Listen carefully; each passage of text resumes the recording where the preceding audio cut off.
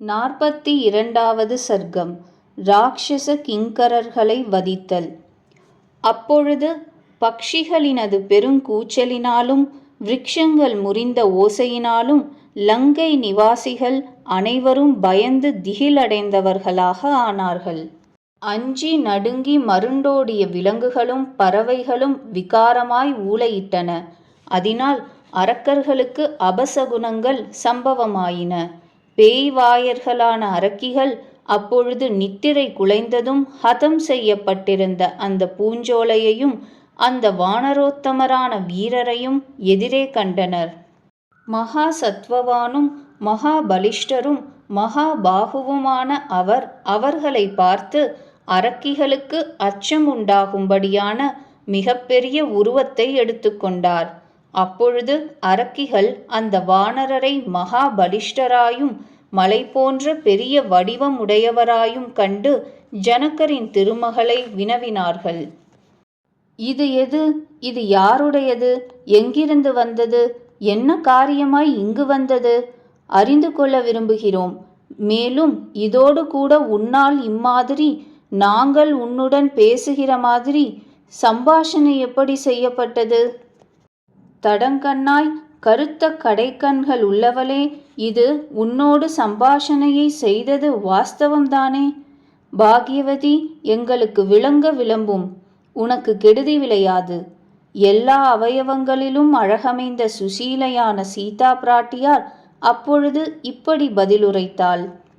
இஷ்டமானபடி உருவங்களை எடுக்க வல்ல அரக்கர்களின் காரியத்தில் தலையிட்டு கொள்ளல் எனக்கு ஏன்?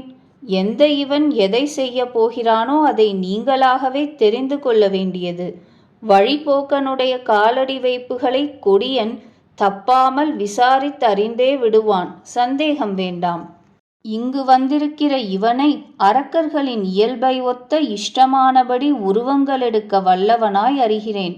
இவன் எம்மட்டுடையான் என்று இவனை அறிகிலேன். நானும் இவன் விஷயத்தில் கவலை கொண்டவளாயிருக்கிறேன். வைதேகியின் இந்த வச்சனத்தை கேட்டு ராட்சசிகள் திகைத்து நின்றார்கள். சிலர் சிதறி ஓடினார்கள். சிலர் ராவணனுக்கு ஆதியோடு அந்தம் வரைக்கும் அறிவிக்கச் சென்றார்கள். விகார முகமுள்ள அரக்கிகள் ராவணனுடைய முன்னிலையில் பயங்கரமான பல ரூபம் எடுக்க வல்ல வானரத்தை பற்றி வர்ணிக்க ஆரம்பித்தார்கள். அரசே, அசோகவனத்தினிடையில் அளவிலாத ஆற்றல் உள்ளதாய் பயங்கரமான உருவமுள்ளதாய் சீதையுடன் சம்பாஷணையும் செய்ததாய் வானரம் ஒன்று இருக்கிறது. மான்விழிக்கொப்பான கண்களமைந்த ஜனகர் திருமகளான சீதை எங்களால் அநேக விதமாக வேண்டி கேட்கப்பட்டும் அந்த குரங்கை காட்டிக் கொடுக்க உடன்படவில்லை. இந்திரனது தூதனோ குபேரனது தூதனோ அவ்வாறன்றி சீதையை தேடி கண்டுபிடிக்க எண்ணம் கொண்ட ஸ்ரீ ராமபிரானால் விடவந்த தூதனாக இருக்கலாம். கண்டால் வியக்கத்தக்க ரூபம் கொண்ட அதனால் மனோகரமானதும் பலவகை மிருகங்கூட்டங்கள் நிறைந்ததுமான உமது அந்தப்புற உத்தியானம் எதுவோ அது முழுவதும் இல்லை என துடைத்து விடப்பட்டது. அங்கு அதனால் அழிக்கப்படாத இடம் சிறிதும் இல்லை. என்றாலும் அந்த ஜனகரின் மகளான சீதை இருக்குமிடம் எதுவோ அது அதனால் கெடுக்கப்படவில்லை. ஜானகியை காப்பதற்காகவோ அல்லது ஆயாசத்தினாலேதானோ தெரியவில்லை. ஆனால் அதற்கு ஆயாசம் என்பது ஏது? அதனால் அவள் மாத்திரமே உதவி புரிய பெற்றாள்.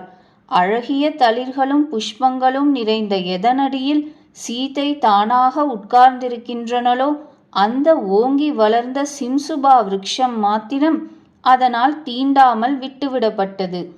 எதொன்றால் சீதையும் சம்பாஷிக்கப்பட்டாலோ அவ்வனமும் அழிக்கப்பட்டதோ உக்ர ரூபமுடைய அதற்கு கொடுமை தோற்றும்படியான தண்டனை ஒன்றை நீர் விதிக்க அருள் புரிய வேண்டும். அரக்கர்குல கோமானே, உமது மனத்தால் விரும்பி கொண்டு வரப்பட்ட அந்த சீதையை பார்த்து எவன்தான் சம்பாஷிப்பான்? எவனோ அவன் உயிர் இழந்தவனாக ஆகாதிருப்பானோ? ராட்சச ராஜனான ராவணன் ராட்சசிகளின் வார்த்தையை கேட்டு கோபத்தால் கண்களை உருட்டி ஹோமத்தீயை போல் ஓங்கி எரியலானான்.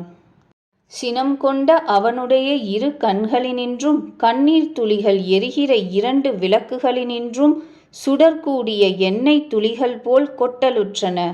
மகா சூரனான அவன் தனக்கு இணையானவர்களும் சூரர்களுமான கிங்கரர்கள் என்று பெயர் பெற்ற இராட்சசர்களை ஹனுமாருடைய கொட்டத்தையடக்க உத்திரவு செய்து அனுப்பினான். பராக்கிரமசாலிகளான அந்த கிங்கரர்கள் பெரு வயிறுள்ளவர்களும் பெரும் பற்களுள்ளவர்களும் கோர ரூபமுடையவர்களும் மகா பலசாலிகளுமான 80,000 பேர்கள் அனைவரும் போர் புரிய வேண்டும் எண்ணம் உள்ளம் கொண்டு ஹனுமாரை பிடிக்க துடித்து கொண்டும் கூடம் முத்கரம் முதலிய ஆயுதங்களையும் கையுமாய் அந்த மாளிகையினின்று வெளிப்பட்டனர். அவர்கள் அதிவேகமுடையவர்களாய் கோபுரத்தின் மேலிருந்து எதிர்பார்த்து காத்து கொண்டிருந்த அந்த வானரரை கிட்டி அக்னியை விட்டில் பூச்சிகள் போல் தாக்கினார்கள். அவர்கள் விசித்திரமான கதைகளாலும் பொன் பிடியிட்ட பரிகங்களாலும் சூரியன் போன்ற சரங்களாலும் வானர சிரேஷ்டரை புடைத்தார்கள். பிராசம் தோமாரம் இவைகளை கையிலுடைய அவர்கள் முத்கரங்களுடனும் பட்டிசங்களுடனும் சூலங்களுடனும் ஹனுமாரை எதிரில் பலமாய் வளைத்து கொண்டு நின்றார்கள். அளவற்ற தேஜஸுடையவரும் மலைக்கு நிகரானவருமான ஹனுமாரும் வாளை தரையில் மோதி பெருங்கோஷம் ஒன்றை போடலுற்றார். வாயுகுமாரரான அந்த ஹனுமார் பெருபெருத்த உருவம் ஒன்றை எடுத்துக்கொண்டு லங்கையை அட்டகாசத்தினால் அதிரும்படி செய்து தாட்டியாய் தோலை தட்டினார். அவருடைய எதிரொலி உண்டாக்குகின்ற மகத்தான தோல் தட்டின சப்தத்தால் ஆகாயத்தினின்று பறவைகள் வெருண்டு விழுந்தன. மீளவும் அடியில் வருமாறு உரக்க கூவிச் சொன்னார்.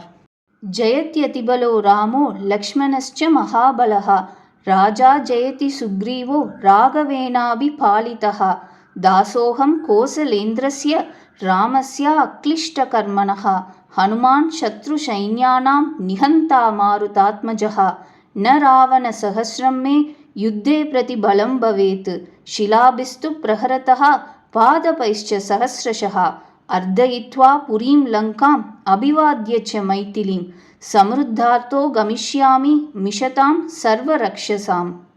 கரை கடந்த பலம் கொண்ட ஸ்ரீராமர் யாவரையும் கீழ்ப்படுத்தி விளங்குகின்றார். மகாபலிஷ்டரான லக்ஷ்மணரும் அங்கனமே விளங்குகிறார். சுக்ரீவ மன்னர் ஸ்ரீ ராகவரால் ரட்சிக்கப்பட்டவராய் மேன்மையுற்று விளங்குகிறார். பகைவர் படைகளின் நிர்மூல கர்த்தாவும் வாயுவின் புதல்வனுமான ஹனுமான் என்ற நான் வருத்தமின்றி வினை முடிக்கும் கோசலர் கோனான ஸ்ரீராமரது பரமதாசன். அமர்க்களத்தில் சிலைகளாலும் மரங்களாலும் 1000 விதமாக சாடும் எனக்கு 1000 ராவணராயினும் எதிரில் நிற்க வல்லவர்களாய் ஆகார். எல்லா இராட்சசர்களின் கண் எதிரிலேயே லங்கை நகரை மலங்கச் செய்து மைதிலியை பணிந்து மனோரதங்கள் நிறைவேறப் பெற்றவனாகவே திரும்பி போகப் போகிறேன். அவருடைய பெரிய சிம்ம நாதத்தில் அவர்கள் பயந்து திகிலடைந்தவர்களாக ஆனார்கள். ஹனுமாரை சந்தியாகாலத்து மேகம் போல் ஆகாயம் அளாவி உயர்ந்திருப்பவராகவும் கண்டார்கள். அந்த இராட்சசர்கள் பின்னர் இறைவனது ஆணையால் துணிவு கொண்டவர்களாகி பயங்கரமான பலவகை படைக்கலங்களால் அங்கங்கே நின்று வானரரை தாக்கினார்கள்.